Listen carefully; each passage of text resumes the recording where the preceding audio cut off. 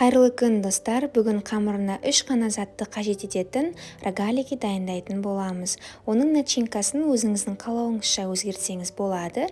Мен 2 түрлі начинкамен дайындадым. Біреуіне өрік мейіз қостым, және де екіншісін алмамен жасадым.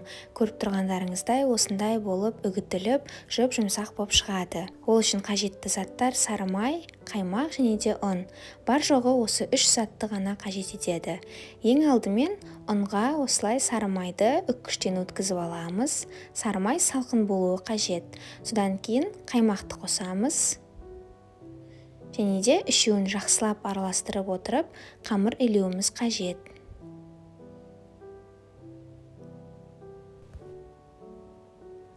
Неке қамырымыз бірігіп дайын болды. Содан соң осы қамырды алып, целлофанға салып, оны тоңазытқышқа жарты сағатқа, яғни 30 минутқа қоямыз. Қамыр дайын болғанша начинкасын дайындап алсақ болады. Ол үшін мен осындай өрік мейізді алып, блендермен ұсақтап өткізіп алдым. 30 минут бойы қамыр тоңазытқышта тұрды, яғни ол дайын болды. Енді оны алып, осылай етіп бір рет басып аламыз. Ол осындай жұп-жұмсақ әрі қолға жабыспайтын болуы қажет. Содан соң оны алып пышақпен 4 бөлшектерге бөлеміз. Және де оның 3 бөлшегін целлофанға салып, қайтадан тоңазытқышқа қоя тұрамыз, және де бір бөлшегімен жұмыс жасайтын боламыз. Осылай бір кішкентай бөлшегін аламыз, содан соң оны оқтаумен дөңгелек етіп жаюымыз қажет. Жайған кезде қамырдың қалыңдығы осылай көріп тұрғаныңыздай болуы қажет, яғни жұқалау болады.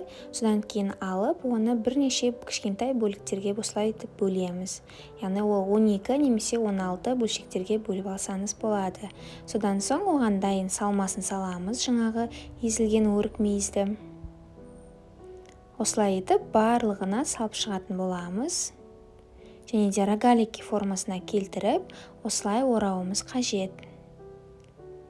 Жан-жағы ашық қалса да ештеңе етпейді, бұл начинкасы ағып кетпейді. Сол себепті алаңдамай тек әдемі етіп орап жасасаңыз болады. Мінекей барлық рогалики дайын болды. Енді оларды осылай пергаментті қағазға орналастырып аламыз.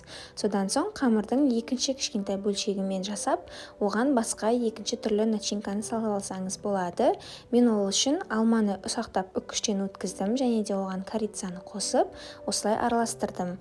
Яғни бұл менде екінші салмасы, яғни начинкасы болады. Содан соң қайтадан қамырды дәл солай етіп, жұқалықта оқтаумен жайып аламыз. Және де оны тағы да кішкентай бөлшектерге бөлеміз. 12, 14 немесе 16 бөлшекке бөлсеңіз болады. Содан кейін барлық рогаликиге осылай начинкасын толтырып, салып шығуымыз қажет.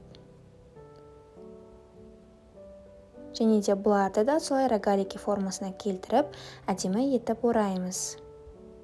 Олардың да жан-жағы ашық болса ештеңе етпейді, начинка қою болғандықтан олар ағып кетпейді. Сол себепті алаңдамай қойсаңыз болады. Және де бұл рогаликиге өзіңіздің қалаған начинкаңызды қолдансаңыз болады. Мінекей бұлар да дайын болды, оларды да пергаментті қағазға жаңағы рогаликидің қасына орналастырамыз. Содан кейін оның үстіне жұмыртқаның сарыуызын жағып шығуымыз қажет. Барлық рогаликиге осылай жағып шығамыз, содан соң оның бетіне қант сепсеңіз болады. Және де 180 градус қызып тұрған пеште 20-25 минут бойы пісіреміз. Мінекей рогалики дайын болды. Сіздерге міндетті түрде дайындауға кеңес беремін. Қамыры қолжетімді әрі 3 қана ингредиентті қажет етеді. Сәттілік!